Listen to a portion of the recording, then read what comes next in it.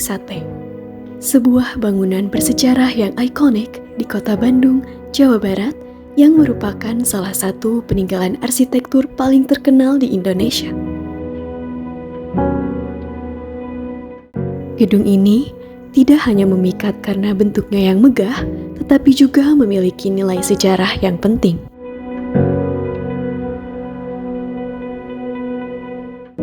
Mari kita telusuri bagaimana Gedung Sate terbentuk dan peranannya dalam perjalanan sejarah bangsa Indonesia.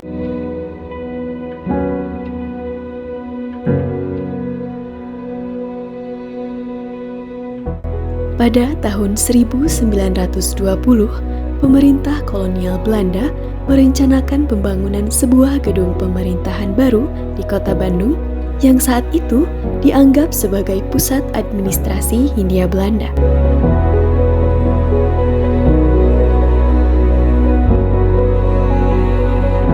Bandung dipilih karena lokasinya yang strategis dan udaranya yang sejuk.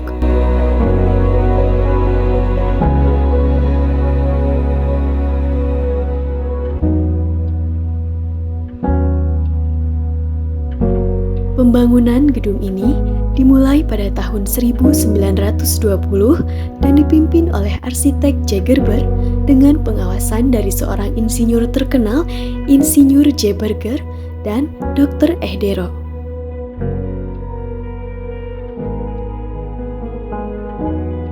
Nama Gedung Sate sebenarnya berasal dari ornamen tusuk sate yang berada di puncak gedung ini.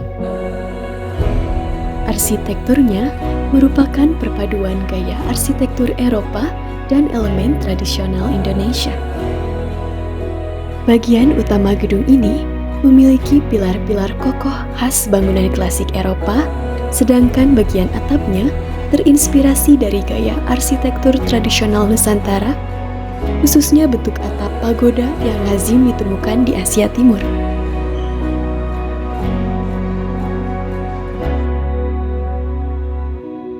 Pada awalnya, Gedung Sate direncanakan sebagai kantor pusat Departemen Lalu Lintas dan Pekerjaan Umum Pemerintah Hindia Belanda.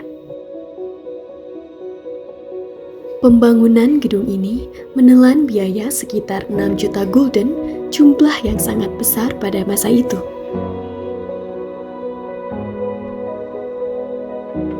Meskipun dibangun untuk keperluan pemerintahan kolonial, Gedung Sate tetap menjadi simbol kebanggaan bagi kota Bandung.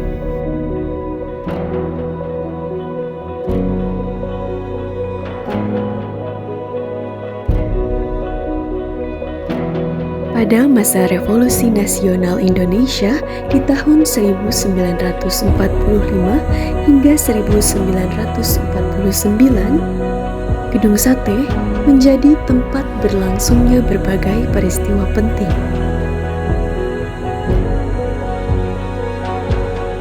Salah satu peristiwa yang paling dikenang adalah pertempuran pada 3 Desember tahun 1945.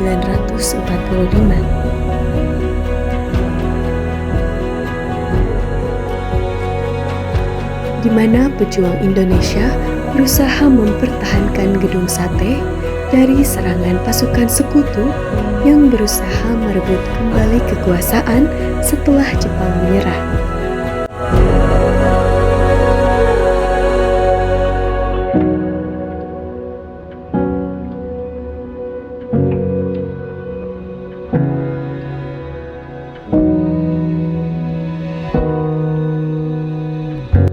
Pertempuran ini dikenal sebagai salah satu peristiwa heroik dalam sejarah Bandung,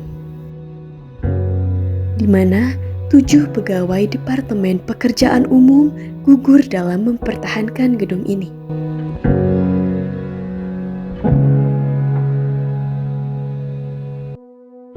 Untuk menghormati mereka, sebuah monumen didirikan di halaman depan Gedung Sate.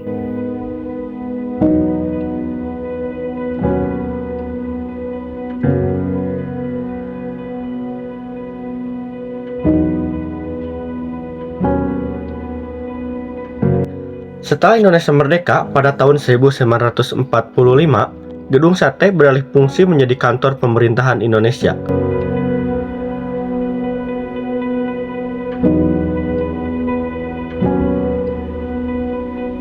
saat ini.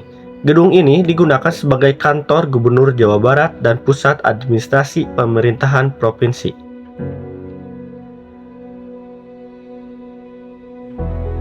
Selain itu, Gedung Sate juga menjadi tujuan wisata bagi mereka yang ingin melihat kemegahan arsitektur dan mendalami sejarahnya.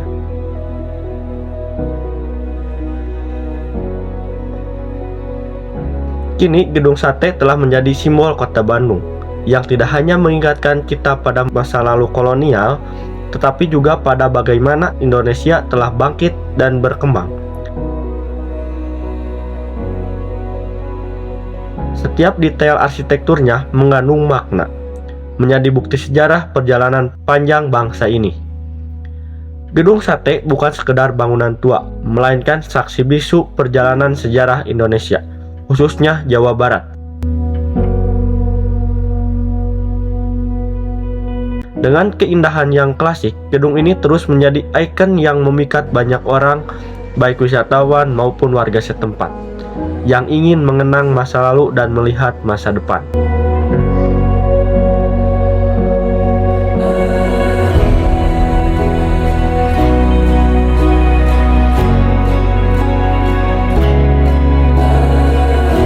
Inilah Gedung Sate, warisan sejarah yang tetap kokoh berdiri dan menjadi bagian tak terpisahkan dari cerita besar bangsa Indonesia.